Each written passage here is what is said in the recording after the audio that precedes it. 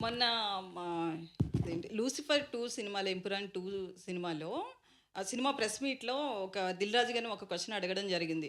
"ఏంటి sir theatres అన్నీ మీరే తీసేసుకుంటున్నారా ఏంటి?" అంటే, "మిగతా ప్రొడ్యూసర్స్ కూడా చాలా తెలివైన వాళ్ళే అండి. వాళ్ళ గురించి మీరెవరు టెన్షన్ పడక్కర్లొద్దు. వాళ్ళందరికీ కూడా థియేటర్స్ ఉంటాయి" అని చెప్పి. సో, దాని మీద ఏమంటారు? మీరు తెలివైన వాళ్ళని తెలుసు.